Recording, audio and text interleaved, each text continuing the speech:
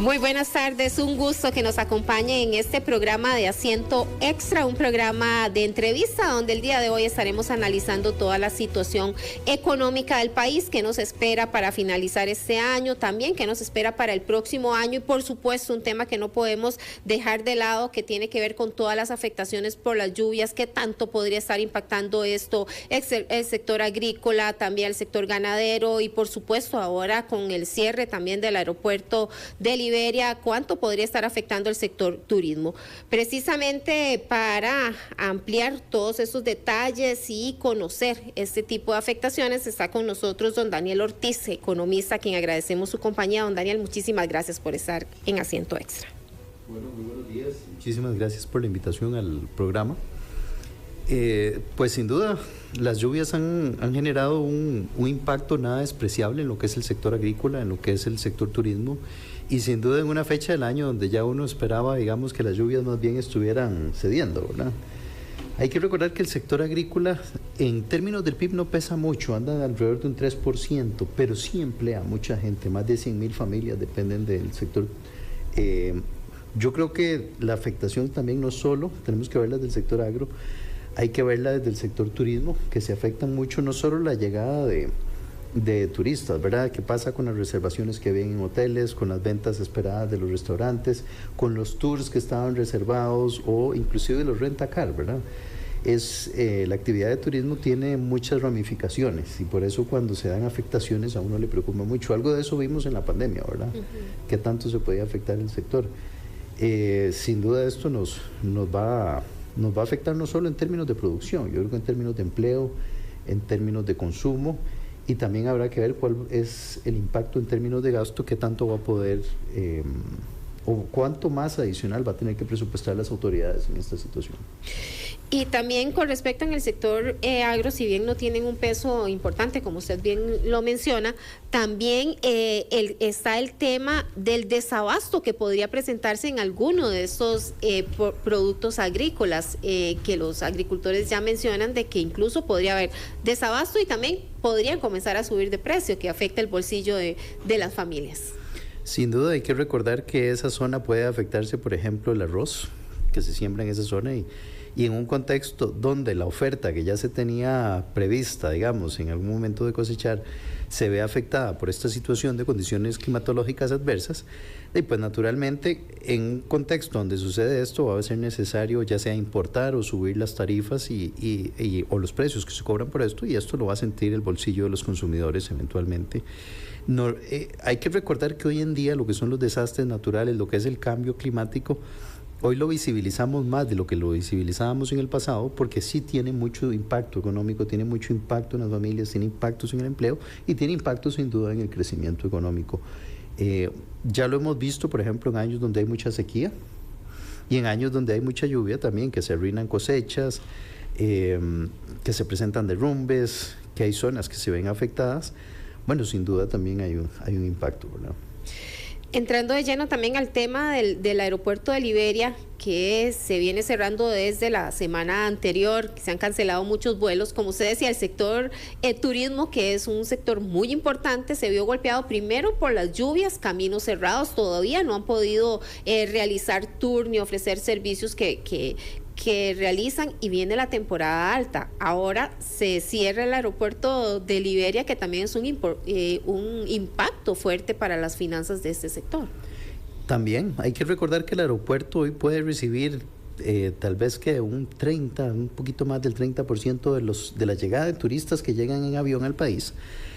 Y es que la afectación pues es seria en el sentido de, primero, la imagen que se genera, ¿verdad? Tener un aeropuerto cerrado tantos días. Dos, llamémosle el malestar de los turistas, ¿verdad? Que ya tenían el viaje planeado, que no pueden llegar, cuántos días de reservación han, ¿verdad?, perdido por la situación del clima.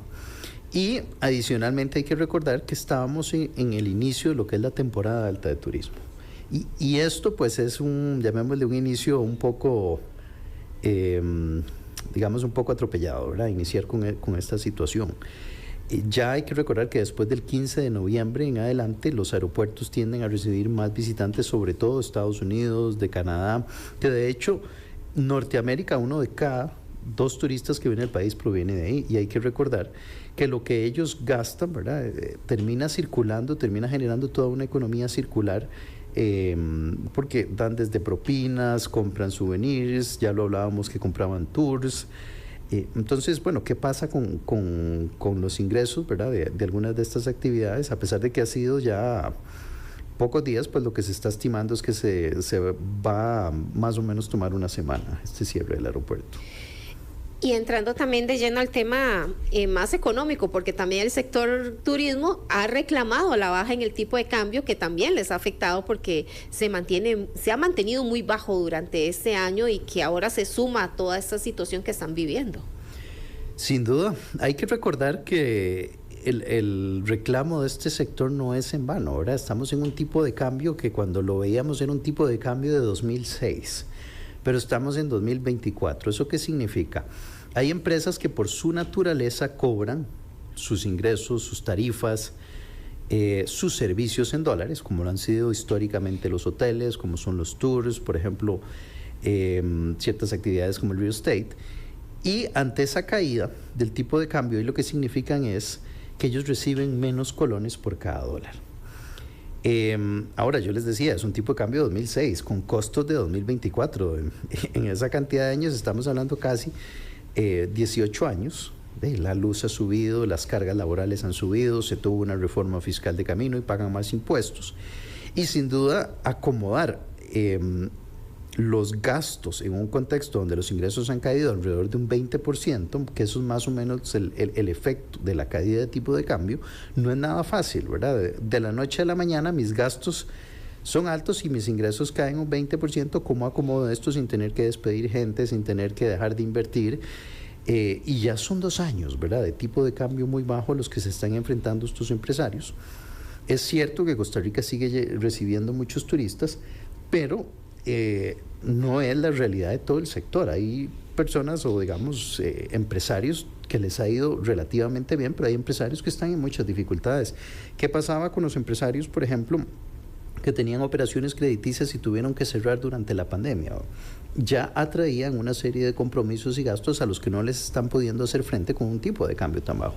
Y yo no me limitaría con el tipo de cambio bajo solo el sector turismo, ¿verdad? Estamos hablando del sector exportador, estamos hablando de las personas que ganan en dólares y le venden servicios a alguna empresa. Hay uno de los más afectados que normalmente no se visibiliza, aunque ustedes lo visibilizan hoy en la edición impresa, que es el mismo Estado costarricense. Solo el año pasado el efecto de tipo de cambio tuvo un efecto de 235.000 millones menos. ¿Y qué pasa cuando el Estado recauda menos? Son menos recursos para educación, para salud, para pobreza, para los servicios públicos que todos los costarricenses consumimos. Y yo creo que este tema del tipo de cambio en el corto plazo, la gente ve positivo, por ejemplo, que hoy comprar carro es mucho más barato, es un 20% más barato. Hoy comprar boletos al exterior es más barato.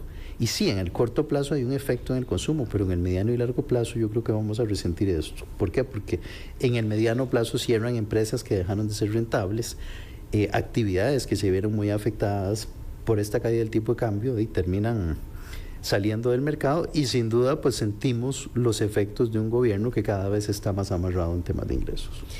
Incluso, bueno, el tipo de cambio ha bajado 4 colones en 15 días. ¿Qué se espera de esa tendencia en el tipo de cambio del dólar? Sobre todo porque viene ahora el pago de aguinaldos, que eso también presiona a la baja. Hay que recordar que diciembre es un mes donde normalmente el tipo de cambio tiende a bajar.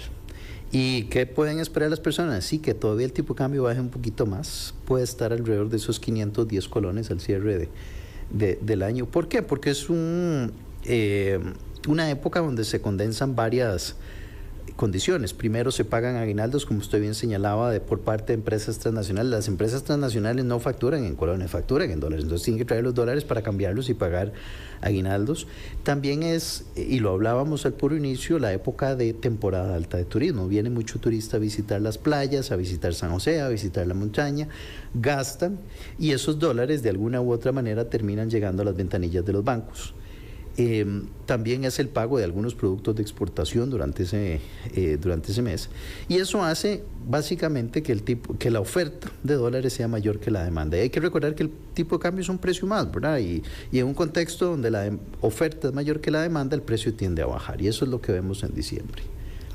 ¿Qué se espera para las tasas de interés también? En las tasas de interés es interesante. Si uno hubiese visto la coyuntura, llamémosle antes de las elecciones de Estados Unidos, pues lo que va al mundo es hacia un mundo de tasas de interés más bajas. ¿Y qué es la ventaja de tasas de interés más bajas? Que las personas que tienen créditos en sus vehículos, en sus casas de consumo, etcétera, conforme van bajando las tasas, su cuota, ¿verdad? Si tienen alguna operación ligada a alguna tasa variable, su cuota tiende a hacerse más pequeña.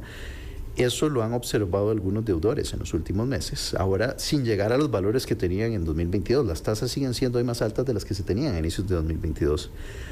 La pregunta con las tasas es que hay una gran interrogante, y es la elección del presidente Donald Trump, que ha anunciado una serie de medidas. Una de ellas es en el ámbito fiscal en Estados Unidos. Estados Unidos tiene un déficit del 7% en estos momentos y una deuda que ya supera el 100%. Él dice que en vez de cerrar ese déficit, como normalmente hacen otros, o la receta tradicional, que es aumentando impuestos y recortando el gasto, él solo va más bien a hacer una receta inversa. Él va a recortar más los impuestos. ¿Y eso qué significaría? Bueno, hay menos ingresos desde la hacienda pública de Estados Unidos, y posiblemente eso va a incidir hasta cierto punto en que tengan que seguir financiando un déficit que es grande y eso tengan que subir la tasa. ¿Qué pasa con Costa Rica? Costa Rica es una economía pequeña, tomadora de precios, que se ve influenciada por las tasas de interés de las principales economías, y hay que recordar que en el mundo Estados Unidos es la economía más grande. A donde ellos mueven las tasas, se mueven el resto de las tasas del mundo, y es posible que las tasas en Estados Unidos, de concretarse algunas de las acciones que él ha hablado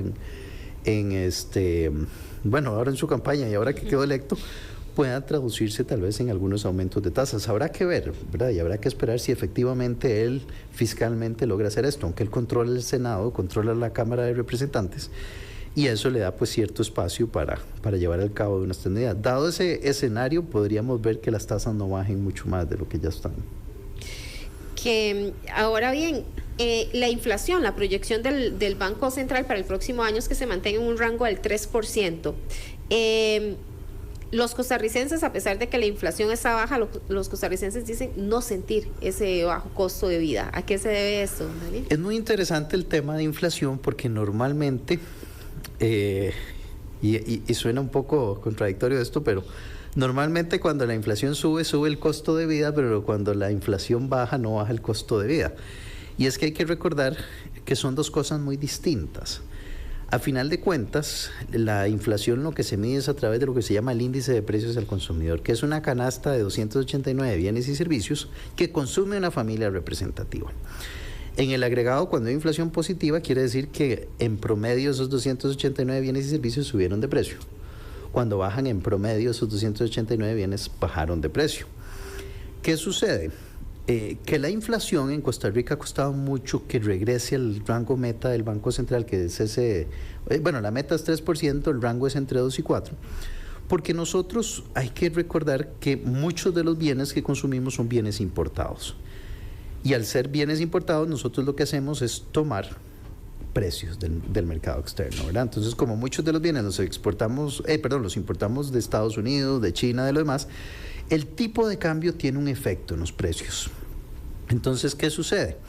Bueno, si nosotros vemos el tema de la inflación en los últimos 10, 12 meses, lo que hemos tenido es, sí, tasas de inflación muy bajas, negativas incluso, pero eso no ha sido porque ha bajado los precios de los alimentos, han bajado los precios de los alquileres, han bajado los precios de la salud.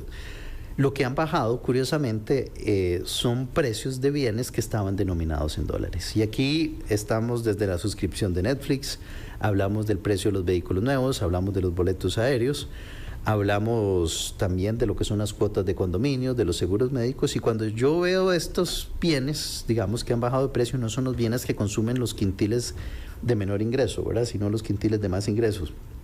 Por ponerlo en sencillo, esta inflación ha beneficiado tal vez a los grupos de mayor ingreso, es decir, a los más ricos, y no se ha sentido tanto en los grupos de menores ingresos. Naturalmente, por eso es que la gente dice, sí, la inflación está en cero, es negativa, pero el costo de vida sigue caro. Y cuando uno ve el costo de vida, ¿por qué sigue caro? De ahí lo ve porque, por ejemplo, los alimentos hoy siguen siendo alrededor de un 10% más caros de lo que eran a inicios de 2022. Entonces, es complicado. Yo creo que el banco ha estado muy feliz con una inflación de 0, pero más allá de eso se ha dado porque el tipo de cambio está muy bajo y no tanto, naturalmente, porque los precios están bajando. Y eso es también un desafío para las empresas. Cuando la inflación es tan baja, se afecta mucho hacer estrategia de pricing, es decir, de definir precios. ¿Por qué? Porque cuando yo tengo inflaciones negativas o de 0, ¿qué pasa si modifico mi precio? ¿Qué tan sensible es la demanda por mi producto? Esa es una de las preguntas que hacen los empresarios. Y cuando han subido los costos y los empresarios deciden no subir precios también, pues tienen menores márgenes de ganancia, tienden a emplear menos personas, tienden a invertir menos, y yo creo que algo de eso estamos viendo en las cifras económicas. A pesar de que vemos un crecimiento del 4% en el PIB, si uno lo ve trimestralmente, cada trimestre estamos empezando a crecer un poquito menos.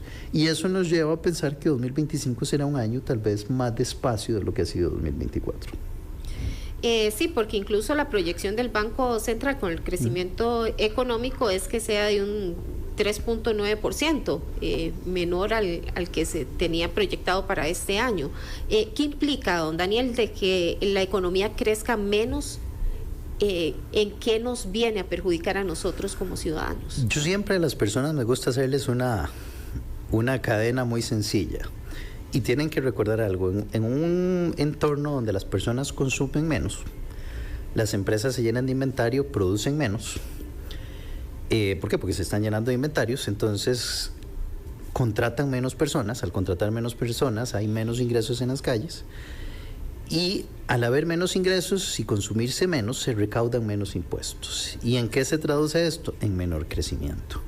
Entonces, en un entorno donde la economía tiende a crecer menos, hay menores posibilidades de ventas y consumo para las familias, ventas para las empresas, hay menores posibilidades de mejorar la recaudación para lo que es la hacienda pública, y eso nos repercute en menores servicios, ¿verdad? Menores capacidades para atender servicios de educación, salud, pobreza, o por ejemplo presupuestos para desastres naturales como los que hemos estado teniendo recientemente. Y sin duda, pues en un contexto donde la economía crece menos, pues hay menos posibilidades también de reducir la pobreza, la desigualdad. Son entornos que favorecen lo que estamos viendo actualmente, ¿verdad? Un aumento en la inseguridad, en la violencia, en la delincuencia, que también ha sido muy extraño el comportamiento de la economía costarricense en 2024, porque sí, se dice que la economía crece un 4%, y eso dicen los números más o menos. Se habla de que hubo una recuperación en los ingresos de las familias, y sobre todo en ciertas regiones del país, pero curiosamente el consumo privado está cada vez desacelerándose muy rápidamente. El mercado laboral, a pesar de que la tasa de desempleo está en 6.6, 6.7, se ha dado porque mucha gente abandonó su participación en el mercado laboral, los ingresos fiscales se siguen desacelerando, y la inseguridad y delincuencia sigue creciendo. Entonces uno dice que es raro que en un entorno donde los números dicen que se creció mucho, donde hubo una recuperación en los ingresos de los hogares, ya usted me lo decía, la gente percibe que el costo de la vida no baja, y dos, cuando la pobreza baja en lo que bajó este año, que se dice que es 3.8 puntos, uno no explica cómo ese resultado empata con un aumento en la violencia y la inseguridad como hemos tenido, ¿verdad? No pareciera que todo se alinee, ¿verdad? Más bien, cuando uno crece bien y baja el desempleo y se produce más y la gente consume más, uno esperaría que hay más oportunidades, y entonces hay menos razones para ver, digamos, lo que hemos estado observando en la situación de seguridad del país. Incluso recientemente el Estado de la Nación sacó su nuevo informe, y donde resalta en uno de los puntos también, resalta el tema que continúa la desigualdad en los ingresos entre los hogares, continúa creciendo, hay menos inversión también en obra de infraestructura, sobre todo, que ahí es donde se ve lo que usted también estaba mencionando, ¿verdad? Que a pesar de que la economía está creciendo, no se ve eso reflejado realmente en el día a día. Este es uno de los informes del Estado de la Nación más interesantes que he visto, particularmente porque se hizo una visión muy de largo plazo, y uno de los temas que ellos concluyen precisamente es que Costa Rica crece, pero ese crecimiento está dejando en las sombras muchos sectores. Uno de esos sectores es el sector agro. También hay un sector que se ha visto muy afectado, que es el sector público, ¿verdad? Que tiene los salarios congelados desde el cumplimiento de la regla fiscal y desde la pandemia. más que todo sectores de base doméstica, y lo que crece mucho en este país es lo que está enchufado a las zonas francas. Hablamos del sector transportes, hablamos del sector de actividades profesionales, hablamos de la manufactura, donde está la manufactura de dispositivos médicos, de semiconductores. Entonces realmente es una economía que sí, cuando uno ve los números macros se ve bien, cuando uno ve ciertos números micros resulta que no te veías tan bien. Y eso sí lo resienten las familias, y eso sí lo apunta muy bien el Estado de la Nación, de por qué es que las personas sienten un cambio, pero no es que sienten un cambio dramático. Realmente eso es parte de la tarea que está pendiente, ¿verdad? Las personas no sienten que el costo de la vida bajó, las personas, algunas sí sienten que pudieron emplearse, pero otras no. Siguen más bien abandonando la fuerza de trabajo desalentadas ante la poca oferta de oportunidades de trabajo. Y a uno, como les decía, le suena raro que en un contexto donde crecemos bien y se supone teóricamente que hay más oportunidades, pues haya más homicidios, haya más violencia, haya más narcotráfico, ¿verdad? Pareciera que no empata la historia del país que crecía. Y es irónico, a inicio de año unos analistas de Banco de América, Bank of America, uno de los bancos más grandes de Estados Unidos, nos decía que éramos el jaguar latinoamericano, haciendo referencia a que Costa Rica se parecía a los tigres asiáticos en temas de crecimiento y todo, y eso pareciera que quedó en el olvido, no se ha vuelto a hablar de eso, y más bien hoy las preocupaciones están empezando a enfocarse también en el deterioro fiscal que está teniendo el país. Sí, y sobre todo lo que hablaba, esa desigualdad de ingresos, ¿verdad? Que no se acorta, sino que más bien sigue creciendo, sobre todo en algunos ingresos y regiones del país. Sí, es curioso porque si uno ve la última estadística de 2024, y eso hay que ver un poquito más esa encuesta llamémosle en frío y con propiamente la encuesta, se habla de que la desigualdad como país bajó, y bajó porque la pobreza cae 4 puntos. El problema de ver eso es que uno tiene que tener cuidado que no sea un falso positivo, porque cuando uno ve qué razones pueden estar explicando la reducción en la pobreza, le cuesta encontrar. Se dice que fue porque tuvimos una inflación muy cercana a cero, negativa, pero cuando uno ve el costo de la canasta básica alimentaria, lo que bajó, si acaso fue un 2.6, no es suficiente, un 2.6% en el último año, o sea, eso no es suficiente para bajar la canasta la pobreza en 4 puntos. Lo que está creciendo son las zonas francas, no las empresas del régimen definitivo. Entonces, en las zonas de mayor pobreza, uno sabe que esa población no es la que se está empleando en zonas francas. No hubo mayores transferencias este año, las becas de Avancemos se han seguido recortando ante la situación de las finanzas públicas. Pasamos de tener 417,000 becas en algún momento a 274,000 hoy. No se están dando más pensiones del régimen no contributivo, realmente la estrategia sigue siendo la misma. Entonces, cuando uno empieza a ver y dice qué es lo que explica la reducción en la pobreza, no encuentra razones macroeconómicas, y es muy importante tenerlas identificadas. ¿Por qué? Porque uno hace política pública sobre eso, y si la pobreza de pronto se redujo y fue por temas de muestreo de la encuesta, o a veces los mismos datos de esas encuestas son volátiles, uno puede tomar decisiones erradas, ¿verdad? Y decir recortar presupuestos o recortar ayudas porque aquí ya la pobreza bajó, entonces puedo destinar más a otra zona. Eso es parte de la tarea pendiente que está. Yo creo que sí, las personas siguen sintiendo, y eso en algunas encuestas se ve, sí, el costo de la vida, sí, la inversión, ¿verdad? Las filas de la caja siguen complicadas, la inversión en infraestructura, hay que ver lo que duran las presas, las personas desplazándose de un lado al otro del país, a pesar de que se apertura Circunvalación Norte, curiosamente sigue habiendo algún sentimiento de que, se descongestiona de un lado para hacer congestión en otro. Entonces sí, yo diría que estamos en un entorno complejo. Vamos también hacia 2025 y ese es un elemento interesante porque todo nuevo año es una hoja en blanco, y las personas tienen que entender esto, el impulso con que uno cierra 2024 es más o menos el impulso con que se inicia 2025. Y sobre todo también, si lo vemos en el tema de la pobreza, muchos hogares que están en clase media están a punto de caer a pobreza. Es muy poco lo que estarían, pierden un poquito de ingresos y caen en pobreza, ¿verdad? Están como al filo. Totalmente, y por ejemplo, si estamos en un entorno donde el banco pronostica que la inflación puede llegar al 3%, yo le aseguro que el otro año vamos a tener un aumento en la pobreza. Porque dependiendo del instrumento que se utilice es muy sensible también quién se clasifica como pobre o no pobre. Por eso se utilizan distintas metodologías o distintos tipos de aproximaciones para medir la pobreza. Por ejemplo, una de las que se utiliza es la línea de pobreza y se establece una línea mínimo de ingresos sobre la cual si estoy por encima de esa línea, no estoy en condición de pobreza, pero si estoy por debajo de esa línea, sí estoy en condición de pobreza. ¿Qué pasa con esa metodología? Que se le critica a veces, que es muy sensible. Entonces, si tengo 10 colones por encima de lo que dice esa línea, no soy pobre, pero si tengo 10 colones menos, sí soy pobre, ¿verdad? Qué sensible es ese indicador para darse uno una idea del tema. Yo creo que sí, nosotros estamos observando que Costa Rica enfrenta, y eso lo apunta el Estado de la Nación, una coyuntura hacia adelante con más desafíos, ¿verdad? Estamos en un entorno donde la economía, ya yo se los decía, sí, crece alrededor del 4%, un poquito más de lo que crecía antes de la pandemia, pero ese 4% es suficiente para todo el mundo.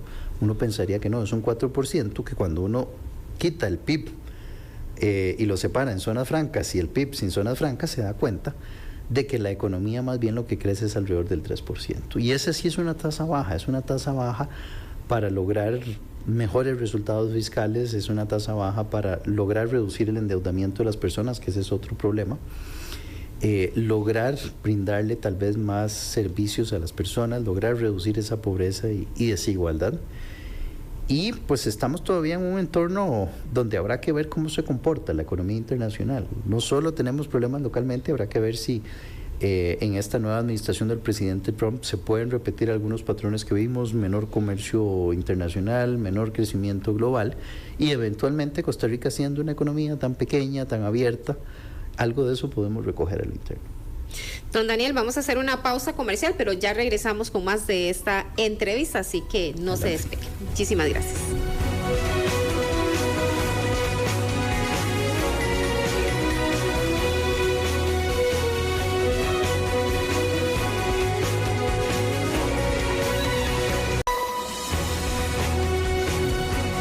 Gracias por continuar con Asiento Extra, hoy conversando sobre el tema económico y las proyecciones para el próximo año.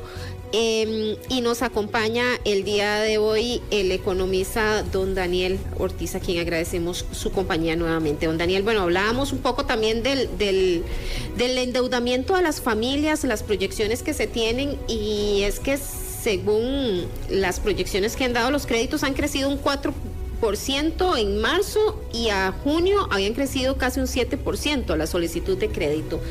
¿Qué tanto este endeudamiento de las familias también está afectando el ingreso de estos hogares?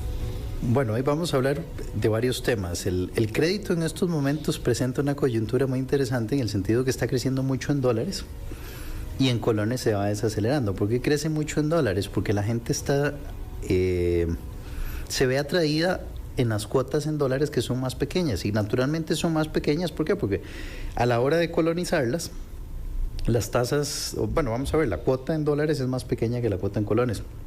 Las tasas en dólares son más pequeñas que las tasas en colones, y eso genera en general incentivos para que las personas demanden tal vez créditos en una moneda que no es la moneda en que ganan. Sin duda el tema del endeudamiento en Costa Rica, si uno lo ve en la última década, ha sido un tema de desafíos. Yo creo que no se le ha dado mucha cobertura desde el Banco Central, pero nosotros hemos hecho estudios en la firma y es interesante que vemos que, por ejemplo, la deuda promedio por hogar en Costa Rica puede rondar los 13 millones de colones. Hay encuestas especializadas, una de 2022 que hizo el INEC, que es la encuesta financiera de los hogares, y de ahí se desprenden datos interesantes. Se hablan de que 864,000 hogares tienen deudas. Y en esas deudas hay deudas desde la hipoteca, deudas de préstamos personales, deudas de tarjeta de crédito y otros tipos de préstamos. Ahí hablamos que son préstamos con familiares, préstamos con comercios y también pues préstamos con un lado informal, que son préstamos gota a gota. Y sin duda hoy, cuando uno ve las estadísticas, las familias hoy tienen el doble del saldo de deuda que tenían hace 10 años. Hace 10 años podían estar debiendo 6 millones, hoy deben alrededor de 13 millones. ¿Y qué significa eso? Pues que sí tienen tienen menos liquidez. Una familia que, por ejemplo, tenga financiada el carro, que tenga financiada la casa, que tenga deudas de tarjeta de crédito y, por ejemplo, algún préstamo de consumo, puede estar destinando fácilmente al mes 450.000 colones. Y hay familias que inclusive pueden estar destinando 600.000 colones al mes. Si nosotros tomamos el ingreso promedio del hogar, que dice la encuesta nacional de hogares, que es alrededor de 1 millón de colones, estamos viendo que es entre un 45 a un 60% del ingreso del hogar, lo que se está destinando solo a pagos de créditos. ¿Qué pasa con los alimentos? ¿Qué pasa con sus gastos de salud? Por eso es que la gente se siente pues muy presionada a veces con sus compromisos.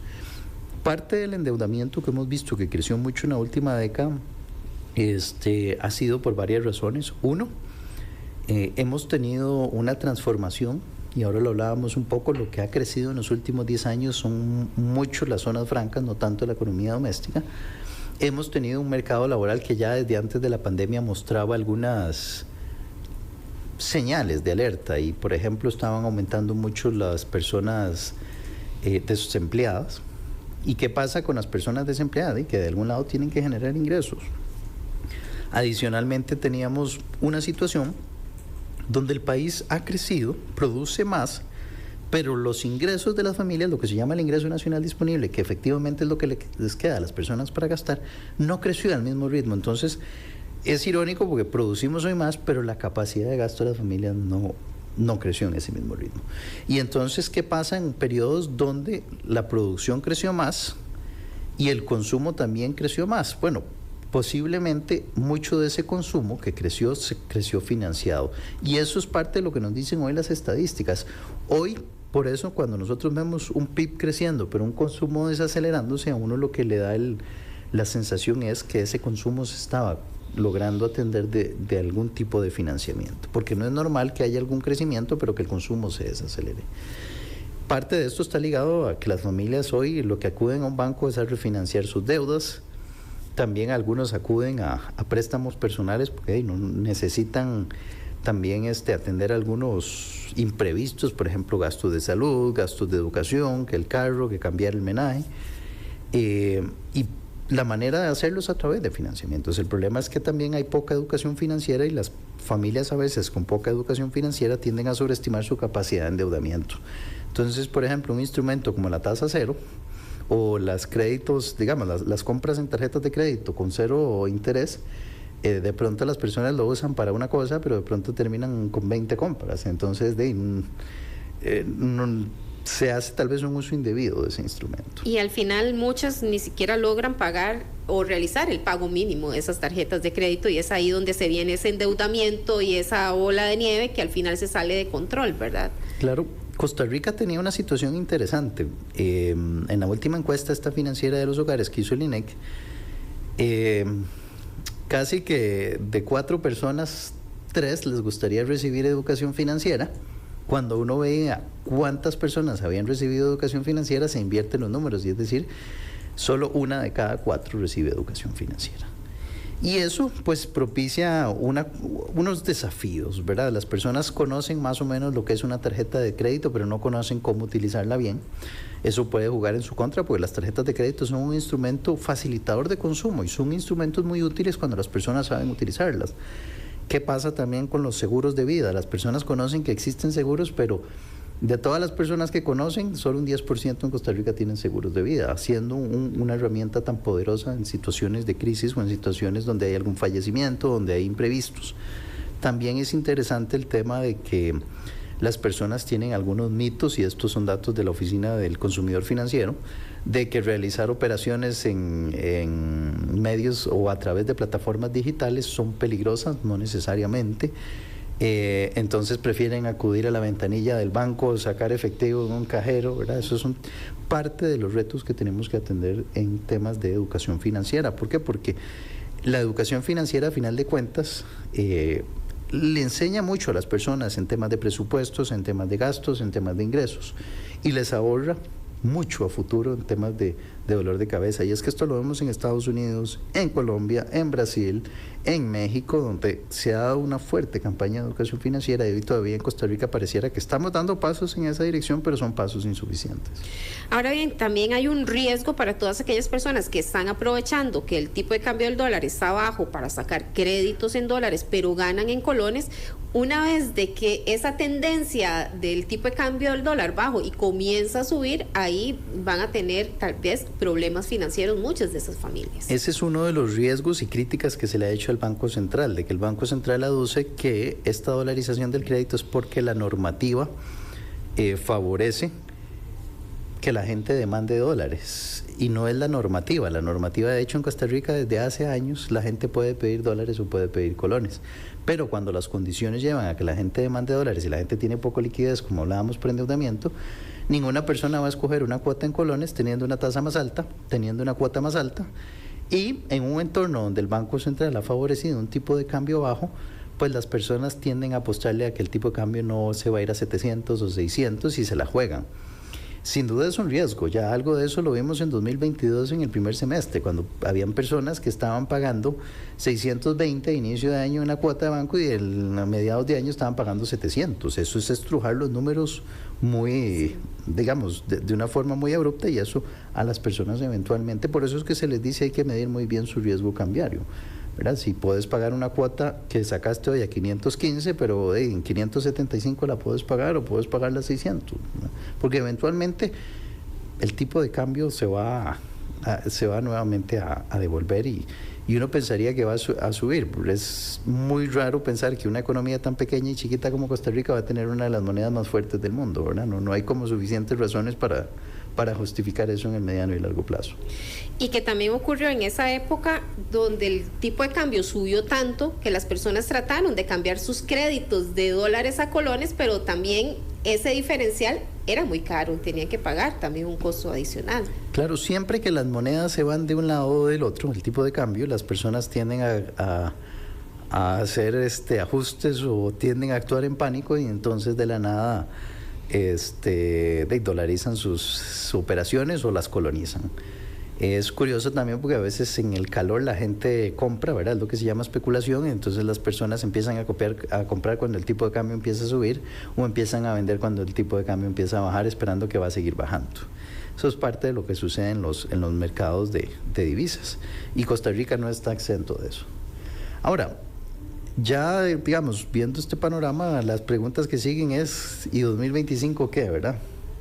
2025 yo creo que las empresas, las personas, las familias tienen que darse un mensaje. Vamos a ver, no es un año de crisis, y eso es un elemento positivo. No va a ser un año tan bueno como lo han sido tal vez 2023, donde las cifras eran bastante más optimistas, o 2024. Estamos en un año donde algunos indicadores parecieran indicar que va a ser un inicio de año lento. Es un año donde vamos a iniciar con un tipo de cambio bajo, y eso va a seguir ejerciendo desafíos a las empresas exportadoras, al Ministerio de Hacienda, va a tener desafíos al sector turismo sin duda, y bueno, las personas que de alguna u otra manera reciben dólares para subsistir, ¿verdad? Hay muchos pensionados que han comprado propiedades, las alquilan en dólares, y parte de eso era su pensión, y hoy esa pensión a la hora de colonizarla es menor. Estamos también en un entorno donde, llamémosle, las tasas al día de hoy pueden mantenerse en valores similares a los que estamos viendo. Podrían bajar algo, pero dependerá mucho de lo que suceda externamente. Al día de hoy no se están previendo, por ejemplo, cambios en el barril de petróleo significativos. Habrá que esperar, porque estamos en un mundo donde China está demandando menos, China está creciendo mucho más lento, y eso ha hecho que la oferta mundial de petróleo sea mayor que la demanda, y eso ha hecho que hoy tengamos un barril de petróleo que anda alrededor de $68 cuando se esperaba que anduviera en $80, y eso lo han sentido las personas. Hoy eso es uno de los componentes que ha ayudado a que la inflación también se mantenga baja, que el componente de transportes ha bajado un poco. Estamos también en un entorno donde yo creería que la situación fiscal no va a ser fácil. El ministro de Hacienda está hablando de reformas. Cambió un poco su narrativa. En algún momento, en los últimos 2 años, nos hablaba de una situación fiscal resuelta, y hoy nos habla de tomar decisiones valientes. Y tomar decisiones valientes significa impuestos. Se habla de una reforma de impuesto global, se habla de impuesto a las multinacionales, se habla de venta de activos, se habla también en algún momento de impuestos a profesionales independientes o pymes, y sin duda pues eso va a ser un reto, yo creo que para el gobierno lograr aprobar una reforma o reformas fiscales en un año preelectoral. Ningún partido normalmente quiere en el último año de su gobierno aprobar una reforma, tampoco el tiempo en que tardan en aprobarse una reforma es rápida. Una reforma fiscal seria puede tomar 24 meses y estamos mucho menos de ese tiempo para lograr aprobarlo. Y dos, pues también el partido oficialista tiene apenas 8 diputados de los 57, entonces lograr el apoyo del resto de fracciones no lo ve uno. Ahora, sí hay una idea y eventualmente se ve de que se va a seguir un poco en esa línea de tratar de aprobar nuevos impuestos. Y bueno, habrá que ver si ese deterioro se mantiene. Si ese deterioro se mantiene, seguiremos viendo lo mismo, ¿verdad? Poca inversión en las carreteras, a un Ministerio de Educación Pública en apuros, un Ministerio de Seguridad Pública con patrullas que ya hay que darles casi que placas de vehículo antiguo. Entonces tenemos una situación país un poco compleja y uno pensaría que el próximo año todavía algunos de esos desafíos no se van a lograr resolver. Ahora, usted mencionaba el tema del desempleo, pero tal vez para ahondar un poco más también, porque viene siendo lo mismo con la inflación. Se habla de que el desempleo está bajo, pero eso no se refleja, y eso lo dicen los mismos costarricenses que tienen hasta más de un año buscando trabajo y no logran encontrar empleo. ¿A qué se debe esto? Hay que recordar que lo que hemos visto y las cifras de desempleo son un poco de cuidado de analizar. Es sí una tasa de desempleo que bajó mucho, pero por ejemplo cuando uno ve las estadísticas de la Caja, que es el empleo formal, solo 18,000 personas se emplearon desde enero, o por lo menos se aseguraron en la Caja costarricense, mientras que las encuestas de la encuesta continua de empleo lo que dice es casi 180,000 personas encontraron empleo.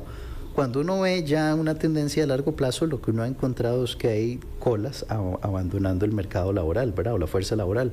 Cuando hablamos de las colas, hablamos de que son personas muy jóvenes que no ingresan al mercado laboral porque o no están estudiando o no tienen suficiente experiencia y no los contratan, o también personas en la otra cola que son personas ya cerca de la edad de retiro que también ya no cumplen con algunos de los requisitos que buscan los empleadores, ¿verdad? En temas de manejo de algunas tecnologías, o también desalentados en que ya no es tan fácil que los contraten a la edad que ellos están buscando trabajo. Parte de los desafíos que nosotros estamos teniendo en el mercado laboral tienen que estar asociados a la economía doméstica que hablábamos nosotros, el régimen definitivo, todo lo que está fuera de zonas francas. Eso es uno de los grandes motores generadores de empleos, y lo que está generando empleos en esta economía en los últimos años fuertemente es las zonas francas y no tanto toda esa economía doméstica. Y lo veíamos muy sencillo, en una empresa donde cada vez vendo menos, donde tengo menos ganancias, no tengo espacio para contratar gente. Y eso lleva entonces a que las personas estén percibiendo que aunque el indicador macroeconómico se vea bien, pues yo no lo veo en el bolsillo, no lo estoy sintiendo. Y eso sí mismo, lo refleja el Estado de la Nación, que también habla en el tema del desempleo, ¿verdad? Que eso tampoco se ve reflejado el crecimiento del empleo en generación de nuevas fuentes. Y el Estado de la Nación lo hace de una manera muy gráfica que a mí me gusta mucho. Lo que hacen es hablar y decir, vea, usted tiene la Costa Rica del pasado donde la producción y el empleo iban muy de la mano. Hoy la producción dio ya 3, 4 pasos hacia adelante y el empleo sigue 3 o 4 pasos atrás. No van al mismo ritmo. Y eso es parte de lo que nosotros estamos viendo en la economía costarricense de los últimos años. Al punto que es curioso que ya se han hecho encuestas y Costa Rica es un país donde la juventud normalmente no emigra.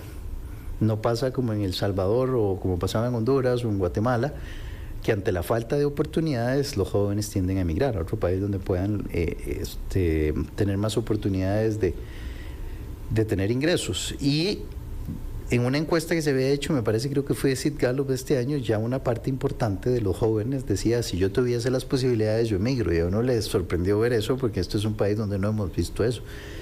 ¿Qué dice entre líneas eso? Sí, no hay tantas oportunidades, no hay tanta mejora. Y sin duda, pues en un país donde las personas no logran emplearse, donde no logran satisfacer sus necesidades básicas, que estamos hablando que es tener una vivienda, que es tener alimentación, que es cubrir la vestimenta, Y pues sin duda vemos entonces que sí empata con lo que hemos estado observando, que es el tema de aumento en la delincuencia, aumento en la inseguridad, aumento en, digamos, actividades ilícitas, que hoy tenemos muchas actividades ilícitas más de las que teníamos en el pasado, que hoy se visibilizan más, como los créditos gota a gota, o las apuestas ilegales, o la lotería ilegal, etcétera, ¿verdad? Eso es parte de lo que estamos viendo en la economía costarricense. Y que bien, mucho también empleo informal, que sigue creciendo, el empleo informal no se disminuye, ¿verdad? Se mantiene. Correcto, y es que el empleo o la alta tasa de informalidad en Costa Rica es un desafío hoy y es un desafío mañana. La informalidad, ¿qué significa? Son personas que no cotizan, son personas que no reportan nada a Hacienda, entonces en ese contexto pues son ingresos que deja de percibir el Ministerio de Hacienda y eventualmente son personas que pueden llegar a la caja a demandar una pensión no contributiva cuando estén en edad de vejez, entonces demandan una pensión para la que no se cotizó y dado el cambio poblacional que está teniendo Costa Rica y que están teniendo muchos países hoy, las personas que cotizamos somos los que estamos pagando las pensiones de hoy. Eventualmente, ¿qué va a pasar cuando la base sea menor? Esas personas o ese grupo que va a ser menor va a tener que sostener una buena parte de esa población que está esperando alguna pensión o algún servicio de salud o algún servicio del Estado.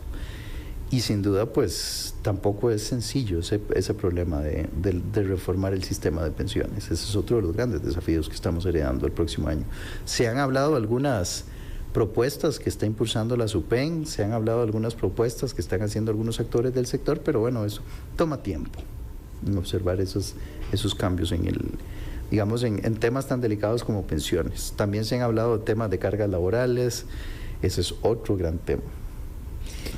Don Daniel, ya para ir finalizando y hacer el resumen, porque ya llevamos casi la hora de entrevista. Entonces, para el próximo año se espera de que el tipo de cambio, por lo menos al inicio, se mantenga bajo. El crecimiento de la economía también va a depender y de las tasas de interés también va a depender de las decisiones que se tomen en Estados Unidos con la toma de posesión de Donald Trump, entonces. Correcto, yo creo que las personas lo que pueden esperar el próximo año es un año de un poquito menor crecimiento que este año. Va a ser un año donde el consumo privado, es decir, el consumo de las familias va a ser más despacio. El tipo de cambio uno lo ve que las fuerzas lo llevarán a que siga estando bajo, más cercano a los 500 que de los 600. Pareciera el día de hoy que la inflación tampoco será un problema, es una inflación que aunque el banco esté estimando que podría llegar al 2-3%, la realidad es que podrían dar más hacia el 2 o menos de ese 2%. Es un entorno donde las tasas de interés van a andar en los valores que estamos viendo hoy, aunque podrían bajar un poquito y dependerá mucho de la política que siga Estados Unidos. Es un año donde las posibilidades de emplearse van a seguir siendo limitadas, dado que la economía está en un entorno menos dinámico y sin duda es un estado donde la situación de las finanzas públicas no va a cambiar sustancialmente a lo que estamos observando el día de hoy. En general es un panorama, no podemos decirlo que gris, pero es un panorama tal vez menos optimista de lo que teníamos este año. Y con eso es lo que vamos a tener que lidiar todos los costarricenses. Y eso también va a depender de otros factores que se den en el desarrollo a nivel mundial, no solo de la economía costarricense, sino porque dependemos mucho de la situación a nivel mundial. Correcto, lo que suceda en Estados Unidos, lo que suceda si hay tensiones geopolíticas entre China, Estados Unidos, esperemos que no haya nuevas guerras, pero si se dan nuevas guerras que afecten el precio del barril del petróleo o el costo de los contenedores, todo eso puede repercutir a lo interno. ¿Qué pueden hacer las familias, ya como consejo final, ante toda esta situación y también la incertidumbre de lo que puede ocurrir para el próximo año? Siempre las épocas, tal vez de lo que la gente llama un poquito vacas flacas, son épocas útiles para las familias revisar un poco el tema de presupuestos, el tema de gastos, también en alguna medida pues ser un poquito más eficientes en cosas que las personas no revisan, ¿verdad? Las personas a veces son un poco más aventuradas a utilizar la tarjeta de crédito, son más aventuradas a adquirir un crédito, son más aventuradas a hacer el viaje que querían hacer y pues de pronto es un momento donde vale la pena revisar que esté la casa ordenada antes de uno, digamos, aventurarse a hacer otros gastos. Como siempre, las personas son principios muy sencillos, la cautela, ver efectivamente qué sí es un gasto que necesito hacer y qué no es un gasto que no necesito hacer. Y sin duda pues también en el tema de generación de ingresos, pues desafíos, yo creo que desafíos, porque ahí no depende propiamente de las familias, ¿verdad? El entorno macro les dará las oportunidades o no de emplearse. A los hijos de las personas que no tienen hoy un empleo van a poder lograr emplearse. Bueno, mucho eso dependerá del entorno macro. Y ya también para finalizar, ¿qué recomienda a las personas? No endeudarse en dólares o analizar muy bien su situación económica antes de solicitar un crédito en dólares, que es lo que viene creciendo más. Sí, yo les diría a las personas que tienen que analizar exactamente muy bien. Primero, siempre el principio es endeudes en la moneda que gana. Pero si se endeudaron en una moneda por A o por B que no es la que ganan, pues revisen muy bien cuáles son sus grados de libertad, es decir, hasta qué punto ellos podrían sostener una deuda en dólares, ¿verdad? Si el tipo de cambio se va a 575, si se va a 600, pues les permite dar un escenario de qué tan presionados están, ¿verdad? Y ese es un principio básico, no partir de que el tipo de cambio va a seguir fijo, que el tipo de cambio va a seguir hacia la baja. Perfectamente podría cambiar el entorno internacional y la dirección en que va esa variable. Bueno, muchísimas gracias, don Daniel, por habernos acompañado y analizar toda esa situación económica de lo que nos espera para el último mes del año y el inicio del próximo año, a ver cómo nos va en materia económica y sobre todo las proyecciones que hace el Banco Central. Muchas gracias, Karina, que pasen muy buena tarde. Muchísimas gracias y gracias a ustedes también por acompañarnos en Asiento Extra. Recuerde que los esperamos mañana en una nueva entrega. Muchísimas gracias y que pase excelente día.